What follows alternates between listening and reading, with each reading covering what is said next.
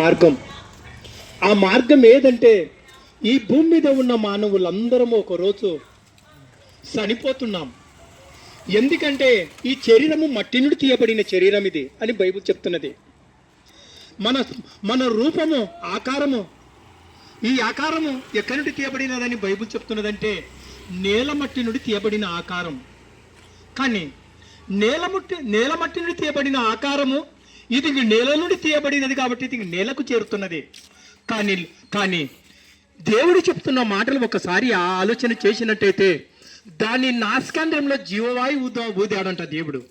అది జీవవాయు ఊదినప్పుడు అది జీవాత్మ ఆయనని పరిశుద్ధమైన బైబిల్ గ్రంథం తెలియపరుస్తున్నది.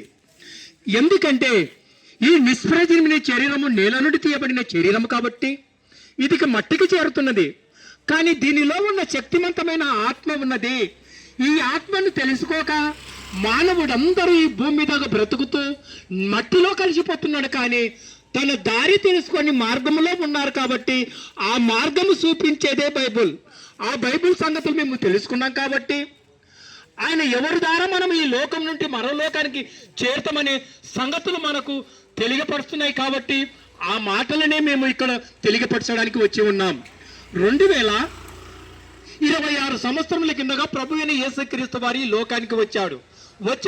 ఆయన బోధ చేశాడు. ఏం బోధ చేశాడంటే మనిషి అయిన వాడు ఈ భూమి మీదగా ఖచ్చితంగా చనిపోతాడు. చనిపోయిన వాడు ఎక్కడికి వెళ్ళిపోతున్నాడని బైబిల్ చెప్తున్నదంటే బైబిల్ చెప్పిన మాటలు మనం ఒకసారి ఆలోచింప చేసినట్టయితే 5వ అధ్యాయం యోహాను సువార్త 5వ అధ్యాయము 28వ వచనం 29వ వచనమును మనము ఆలోచింప చేసినట్టయితే ఆ మాటలకి ఈ భూమి మీద ఉన్నవారు అప్పుడే యేసుప్రభు వారు చెబుతుంటే ఆశ్చర్యపడిపోయారు. అదే బైబిల్ మాటలు మనం ఒకసారి ఆలోచన చేసుకుందాము.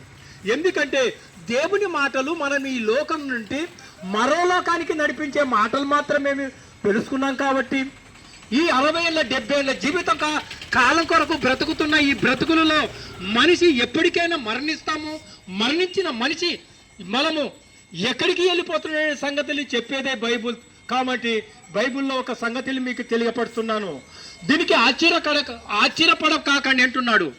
ఒక కాలము వస్తున్నది, సమాధిలో ఉన్న వారందరూ మేలు చేసిన వాడు జీవ పునరుద్ధమును, కీడు చేసిన వాడు తీర్పు పునరుద్ధానికి వెళ్ళిపోతాడని చెప్తున్నాడు. అంటే మనిషి అయిన వాడు ప్రతి మనిషి చనిపోతాడు. కానీ ఒకరోజు యేసుక్రీస్తు వారు 2వ రాకడల ఈ భూమి మీదకు వచ్చినప్పుడు మేలు చేసిన వాడు ఏమంట, మేలు చేసిన వాడు ఎక్కడికి వెళ్ళిపోతాడంట, మేలు చేసిన వాడు జీవ పునరుద్ధానానికి వెళ్ళిపోతాడని దేవుడి వాక్యం తెలియపడుతున్నది.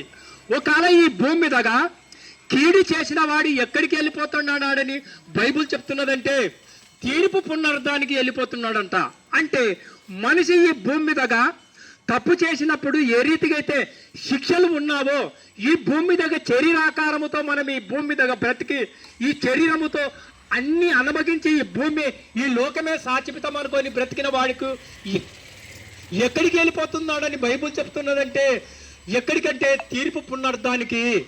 అంటే ఈ భూమి మీదగా తన శరీరాన్ని దేవుని కొరకు వినియోగించుకొని శరీరాన్ని పాడు చేసుకోకుండా దేవుని కొరకు బ్రతికిన వాళ్ళు ఎక్కడికి వెళ్ళిపోతున్నారని బైబిల్ చెప్తున్నదంటే మేలు చేసిన వాడు ఎక్కడికంట జీవ పునరుద్ధానికి.